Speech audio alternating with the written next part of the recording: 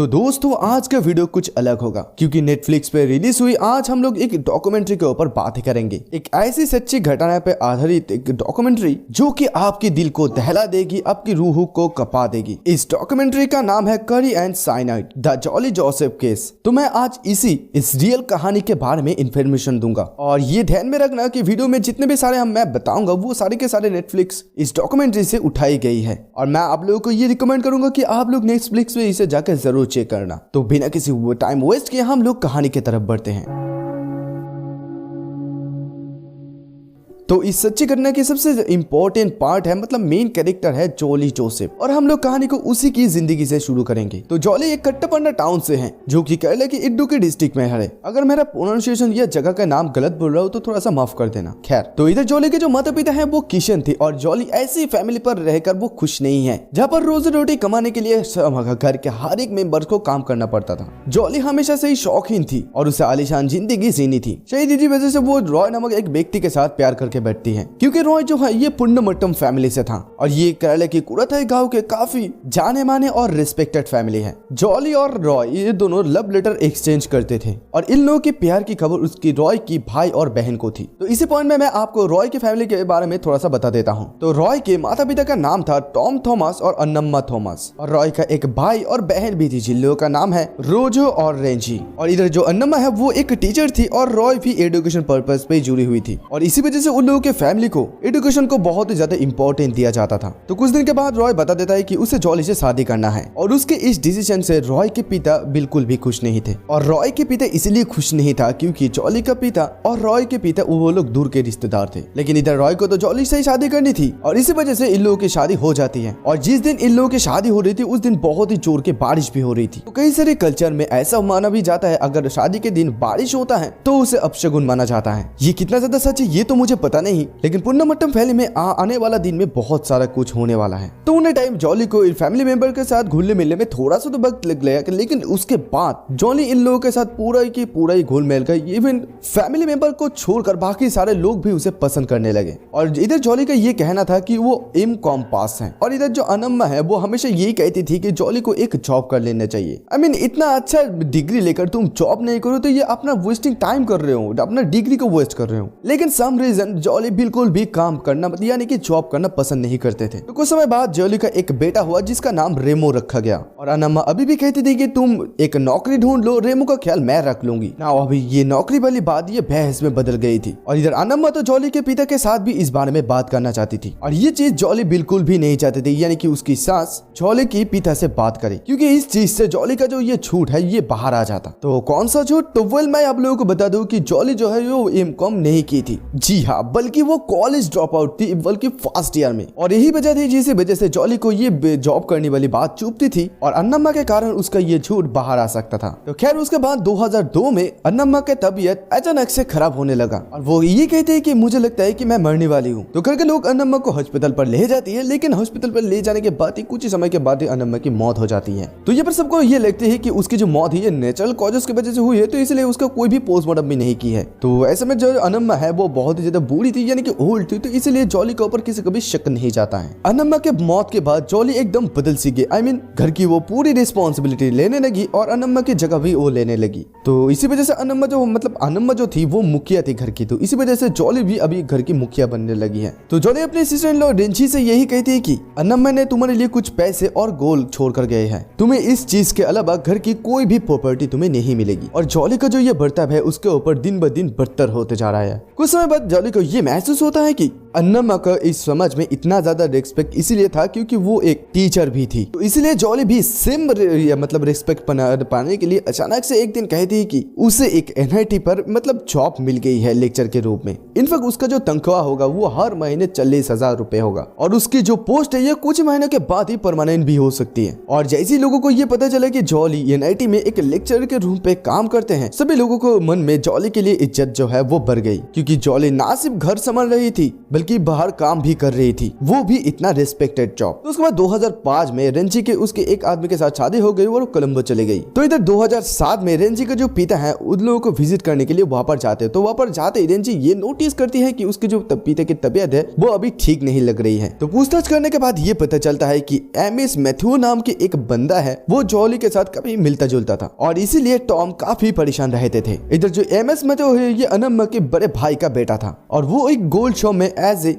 Salesman काम करता था। और इधर जॉली के साथ मैथ्यू का करीबी बढ़ने लगा। तो ये देखते ही टॉम उनके साथ कॉन्फ्रेंस करने लगे जॉली के साथ। तो इधर टॉम जो है वो अपनी हेल्थ के लिए मसलम एक टैबलेट खाते थे और 2008 की एक शाम जॉली टॉम को उनकी टैबलेट देते हैं और अभी ये टैबलेट खाते इधर टॉम को अपनी बेचैनी सी महसूस होती है और वो वॉश बेसिन के पास बेहोश होकर पैर जाता है। तो सूत्र के अगर माने तो जॉली वही पर थी, लेकिन वो टॉम की कोई भी मदद नहीं कर रही थी। तो कुछ समय बाद जॉली लोगों को यही कहते हैं कि टॉम बेहोश होकर पड़ी है और उसे जब तक हॉस्पिटल लेकर जाया गया तब तक वो मारे जा चुके हैं। और इसी वजह से सभी लोगों को ये लग रहा होता है कि टॉम की जो मौत है ये हार्ट अटैक की वजह से हो रही है, मतलब हुई थी, और इसका भी कोई भी पोस्टमार्टम नहीं होता। तो इधर टॉम के फनरल के समय एक बहुत ही ज्यादा अजीब बात ये थी कि जॉली जो है ये मैथ्यू के साथ बहुत ज्यादा बात कर रही थी और इस चीज को कई सारे लोग भी नोटिस करते हैं। खैर इसका बाद इस बात का बहुत समय हो गया है और जॉली फिर से प्रेग्नेंट हो गई है। तो उसके बाद जॉली का और एक बेटा हुआ जिसका नाम रेनॉल्ड रखा गया। तो कुछ समय और बीता, इधर रॉय का जो बिजनेस है ये अच्छा नहीं चल रहा था। तो इसी वजह से घर में थोड़ा सा परेशानी भी बढ़ने लगी क्योंकि पैसा भी कमी है और बात इतना बढ़ गई थी कि इधर जो जॉली है रॉय के साथ तलाक के बारे में भी बात करने लग गई थी पब्लिकली। तो खैर उसके बाद रॉय उसकी भाई बहन के सामने उसकी पापा का यानी कि टॉम का विल को लाता है और उसमें ये लिखा था कि उसके जो घर है उसे सिर्फ रॉय और जॉली को ही मिलेगा। लेकिन यहाँ पर अजीब बात ये थी कि यहाँ पर ना तो कोई सी का सिग्नेचर थी ना कोई भी स्टैम्प थी। मतलब ये बात एकदम क्लियर है कि इस भूल को एकदम देखने में एकदम पूरी तरीके से नकली लग रही थी। तो इसी वजह से रेंजी इसे चीज को रोजो को रखने के लिए कह देते हैं। तो उसके बाद जॉली और रॉय के बीच काफी सारे प्रॉब्लम शुरू हुआ क्योंकि इधर जॉली को मतलब रॉय को ये पता चल गया कि जॉली के साथ मैथ्यू का कुछ चल रहा है। तो 2011 में जॉली अपने बच्चे को थोड़ा सा जल्दी सुला देती है और वो रॉय के लिए चावल और चने बना देते हैं और उसके बाद रॉय खाना खाता है और इसके बाद रॉय अचानक से एकदम से बीमार पड़ जाता है। आसपास के लोग रॉय को अस्पताल ले जाने के लिए आते हैं और वो लोग आते ही देखते हैं रॉय के मुंह से झाग निकल रहा था। तो कुछ समय के बाद रॉय अपना दम तोड़ देता है और ये बात उसकी भाई और बहन को लग जाता है। तो रॉय का एक चाचा था, उसका नाम भी मैथ्यू था। तो इन्हें मैं यहाँ पर अंकल मैथ्यू करके पुकारूंगा। तो इस वाले केस में अंकल मैथ्यू जो बहुत ज्यादा अर्जेंट है और वो कहते हैं कि इस केस में रॉय का तो पोस्टमार्टम होना ही चाहिए क्योंकि वो इतना ज्यादा यंग एज में अचानक से कैसे मारा जा सकता है। तो इसीलिए पोस्टमार्टम होता है और वहाँ पर पाया जाता है रॉय की साइनाइड पॉइजनिंग से मौत हुई थी। तो गाइस हाँ ये बहुत ही ज्यादा काइंड ऑफ शॉकिंग बात है, लेकिन जॉली के पास इसके लिए भी उसके तैयार मतलब वो जवाब तैयार करके रखा था और वो यही कह दी कि रॉय जो है वो लाखों के कर्ज में डूब चुकी है और ऐसे में वो बहुत ज्यादा परेशान रह रहे थे और इसलिए वो शायद खुद को मार डाले। और आश्चर्य की बात तो ये है कि जॉली के इस बात को सभी लोग मान भी लेते हैं। ऑल्दो इधर रेंजी और रोजू को तो कुछ तो गलत लगता ही है। रॉय के मरने के कई महीनों के बाद भी कोई भी उन लोगों के पास से पैसा उधार मांगने के लिए नहीं आया था, मतलब रॉय ने जो कर्जा लिया था। तो इसी पॉइंट में आप व्यूअर्स को मैं साइनेट्स के पॉइजन के बारे में थोड़ा सा बता देता हूँ। साइली एक बहुत ही ज्यादा डेडली है, जो कोई भी खाता है इसे वो तुरंत ही मर जाता है। और ये चीज जो साइनाइड है ये नॉर्मल लोगों के लिए उपयोग भी नहीं है कि आप मर्जी हो आप लेकर आ गए, ऐसा नहीं कर सकते हैं आप। इस चीज का उपयोग जो है ये लोग गोल्ड पे काम करने वाले लोग करते हैं क्योंकि वो लोग इस चीज से गोल्ड को चमकाते हैं। इस पॉइंट को आप लोग याद रखना क्योंकि ये आगे जाकर वीडियो पर कनेक्ट होगा। तो उसके बाद 2012 में जॉली जो है घर के बहुत सारे कागजात जो है मतलब घर की जो प्रॉपर्टी है वो अपने नाम पर करने लगी थी। और इस समय जॉली के पास जो डॉक्यूमेंट्स थे ये एकदम करेक्ट थे, हालांकि ये तो फर्जी डॉक्यूमेंट्स थे। तो रोजो और रेंजी अपनी पुरानी व्हील के मदद से वो लोग पुलिस की मदद लेते हैं यानी कि लॉ की मदद लेते हैं और इधर जो जॉली है उसे रोक पाते हैं, यानी कि घर और जायदाद जॉली के नाम पर नहीं होगा। और जब बात इतनी दूर तक पहुंच जाते हैं तो तभी इधर अंकल मैथ्यू को जॉली के ऊपर बहुत ज्यादा शक होने लगा। इनफैक्ट अंकल मैथ्यू ये भी जान जाता है कि वो दूसरा वाला मैथ्यू के साथ जॉली का अफेयर चल रहा है। तो इसी वजह से अंकल मैथ्यू जॉली के साथ कॉन्फ्रंट करने लगे और यहाँ पर आप जो लोग सोच रहे हैं एकदम इसके साथ भी वही होता है। 2014 में अंकल मैथ्यू भी सेम ही एकदम उसी हालत में मारा जाते हैं अचानक से। और उसका भी कोई भी पोस्टमार्टम नहीं होता। इस बार भी जॉली के ऊपर किसी का भी डायरेक्ट मतलब शॉक नहीं जाता है। तो इधर अंकल मैथ्यू का मरने का कुछ समय बीत गया था और इधर जॉली को भी अपने फ्यूचर के बारे में चिंता होने लगी। तो उसके बाद जॉली को एक साजू नाम के आदमी के ऊपर पसंद आने लगा, क्योंकि वो एक स्कूल में टीचर है और उसके पास अच्छा खासा पैसा भी है। प्रॉब्लम बस यही थी कि शादू के जो ये साजी है वो मतलब शादी हो चुकी थी। इधर शादू का जो बीबी है उसके नाम है सिली था और उन दोनों का 2 बच्चे भी था जिनको नाम था एबेल और अल्फाइन। अभी फास्ट में 2014 को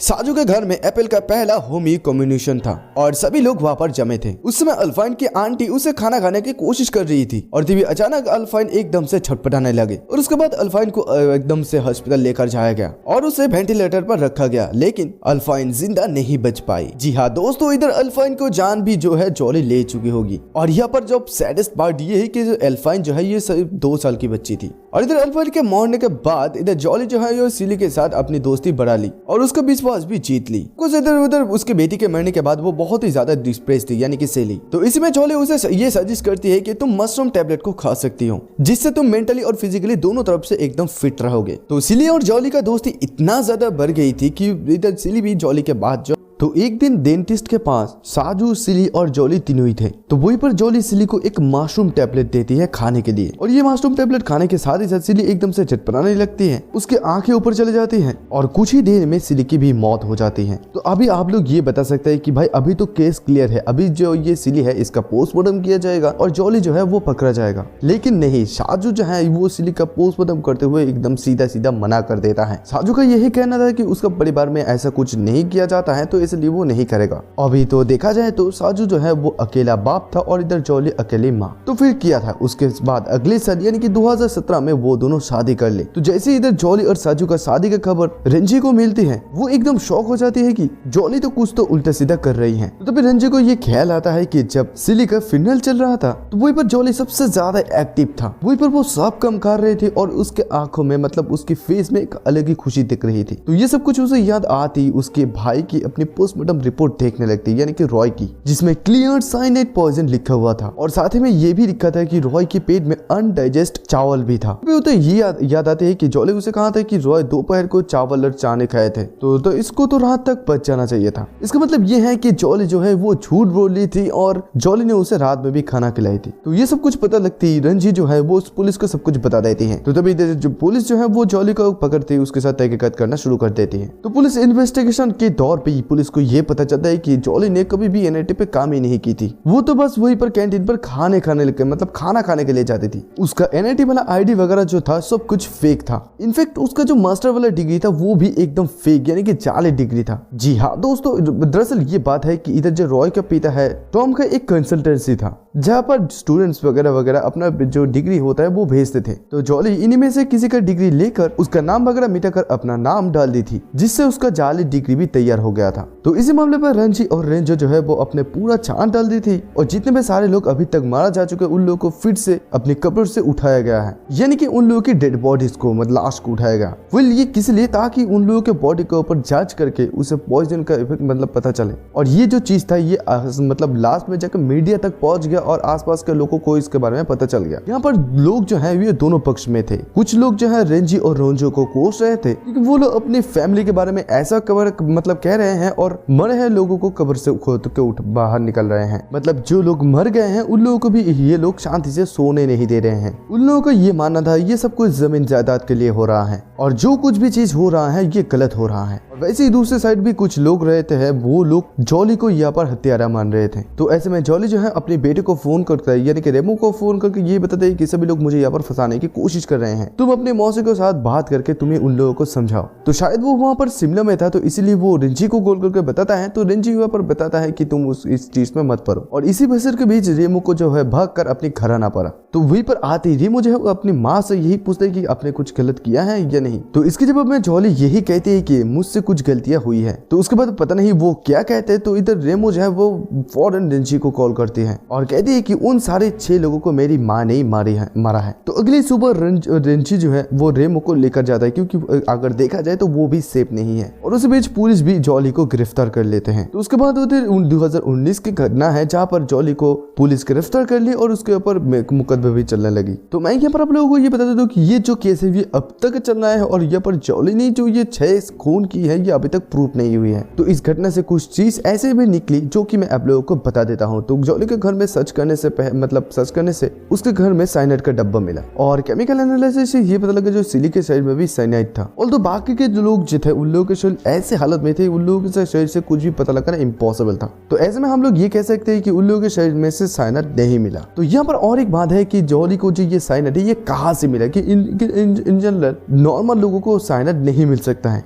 क्या यहाँ पर आप लोगों को मैथ्यू को याद है जो कि गोल्ड की दुकान में एक सेल्समैन के रूप में काम करते थे और उसके लिए साइनाइड के जुगाड़ करना इतने भी कोई बड़ी बात नहीं थी। जी हाँ, इसके बाद इस केस में के दौर में इस मैथ्यू को भी हिरासत पर लेकर गया और इधर मैथ्यू जो है वो कुछ भी नहीं बोला। अगर हम लोग सूत्रों के माने तो इधर जो जॉली है वो मैथ्यू को ये कहकर साइनाइड को मंगवाई उसे एक स्ट्रेट हॉग को मारना है, क्योंकि वो जो कुत्ता है वो बार बार घर में घुस जाता है। और वही कुछ लोगों का ये भी मानना है कि मैथ्यू को इस कत्ल के बारे में बहुत कुछ चीजें मतलब पता है, लेकिन इधर मैथ्यू जो है वो अपना मुंह बिल्कुल भी नहीं खुलता है। तो अभी इधर जो रेमो है उसका ख्याल इधर रॉय के बहन यानी कि रेंची रखते हैं और इनफैक्ट उसका जो और एक बेटा है उसका भी ख्याल वही रखता है। रेमो का यही कहना है कि उसका जो माँ है उसके मुंह के सामने ये सारे के सारे चीज कबूल की है। और इधर रेंची का कहना ये है कि वो सब जॉली से मिली तो उसने पूछा कि तुमने ये सारे के सारे कत्ल क्यों किया। तो इसके जवाब में जॉली का ये कहना था कि ये सब कुछ तो मुझसे हो गया क्योंकि सिचुएशन की वजह से। तो अगर जीसस सब लोगों को माफ करते हो तो ऐसे में मुझे भी माफ कर सकते हैं। तो जैसे कि मैंने आप लोगों को बताया था कि ये केस अभी भी चल रहा है, तो इस सिक्के के 2 पहलू हैं। तो इधर जॉली का जो डिफेंस लॉयर है बीए अलोर का ये कहना है कि वो एकदम निर्दोष है, उसे फंसाया गया है जमीन जायदाद हड़पने के लिए और उसके घर में जो साइनाइड की बोतल मिली है वो बाद में रखा गया है। और अलोर का ये कहना है कि 6 बॉडियों में से सिर्फ एक बॉडियों का पोस्टमार्टम किया है, वो है रॉय का। रॉय शायद खुद को मारा होगा और बाकी सारे बॉडियों को भले ही पोस्टमार्टम नहीं हुआ, लेकिन डॉक्टर को क्या ये देखकर पता नहीं चला कि इन लोगों का मौत नेचुरल कॉजेस से हुआ या पॉइजन से हुआ या और कुछ। तो आप लोग तो ये भी बोलोगे जो जॉली जो है ये फेक सर्टिफिकेट बनाई थी, जॉली इतने सारे झूठ भी बोल रही थी। वेल फेक सर्टिफिकेट रखने से तो कोई कातिल तो साबित नहीं हो जाता है ना। इस देश में कई लोगों के पास मतलब फेक सर्टिफिकेट है जो लोग जॉब्स के लिए लेते हैं या कई और कारण से। तो क्या इन सारे लोग कातिल हैं? तो इधर जॉली जो है वो अपने बेटे के सामने ये सब कुछ कबूल किया, तो इसका सबूत क्या है? और पुलिस स्टेशन में जो कुछ भी स्टेटमेंट होता है वो कभी कभी सच नहीं होता है, क्योंकि लोगों को मेंटली प्रेशर डालकर उससे बहुत कुछ बुलवाया जाता है। अल्लूर का ये भी कहना है कि उसे प्रॉपर्टी डिस्ट्रीब्यूट के लिए उसे फंसाया गया है। तो तभी अल्लूर का यही कहना था कि जब तक न जजमेंट आ जाए तब तक हम लोग उसे जॉली को मतलब कत्ल नहीं कह सकते हैं। तो अभी इस केस में आप लोगों से मैं यही पूछना चाहता हूँ कि आप लोगों का कमेंट क्या है, मतलब आप लोगों का क्या मतमत है, या मुझे कमेंट करके जरूर बताना। क्या यहाँ पर आपको ही लगता है कि यहाँ पर जॉली कत्ल है, ये कि आप लोग अल्लूर से ही सहमत है? तो हाँ, अगर आप लोगों को इस केस के बारे में और भी कुछ डिटेल में पता है तो मुझे प्लीज कमेंट करके बताना। और ये जो कुछ भी चीज मैंने बोला ये नेटफ्लिक्स के डॉक्यूमेंट्री के ऊपर बेस करके मैंने बोला, मैं खुद पे ऊपर कोई भी रिसर्च नहीं किया। तो जो कुछ भी बोला मैं नेटफ्लिक्स पर देख कर ही बोला है। तो अगर आप लोगों को ये वीडियो पसंद आए तो प्लीज ये लाइक कर देना, कमेंट कर देना और शेयर भी कर देना, और चैनल पे नए हो तो लगभग सब्सक्राइब भी कर देना। और हम लोग ऐसे वीडियो चैनल पर ला रहे हैं। तो पीस आउट।